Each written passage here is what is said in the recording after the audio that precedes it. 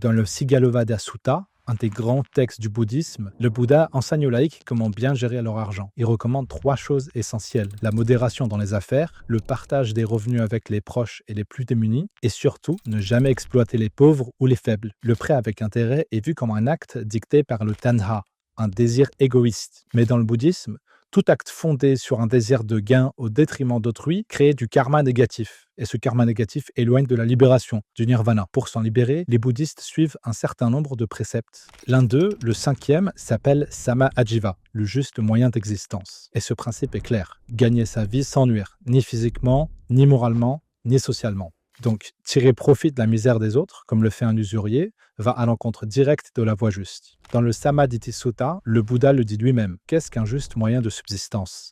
C'est quand un disciple abandonne les moyens erronés et vit de façon juste. Et dans l'hindouisme, c'est encore plus radical. L'usure est liée à l'obha, la cupidité. Et cette cupidité fait partie des Arishadvarga, les 6 ennemis de l'âme: désir, colère, avidité, orgueil, jalousie et illusion. Exploiter les faibles, briser leur dignité, c'est de briser le dharma, c'est-à-dire l'ordre cosmique et moral. Et le prêteur qui abuse de la détresse d'un autre accumule un karma très lourd. Dans le Bhagavad Gita, on lit: celui qui agit sans égoïsme, sans rechercher les fruits de ses actes, atteint la paix suprême. Mais l'usurier, lui, il fait tout l'inverse. Il agit juste par attachement, pour le gain personnel. Et les hindous ne sont pas tendres. Dans le Mahabharata, on prouve: le créancier cruel, qui détruit le pauvre pour un intérêt excessif, renaîtra comme un ver dans les excréments. C'est pas une métaphore. Dans ces traditions, l'argent n'est pas neutre. C'est un outil karmique qui peut libérer ou asservir. Et quand il est utilisé pour exploiter, c'est l'âme du prêteur qui en paie le prix.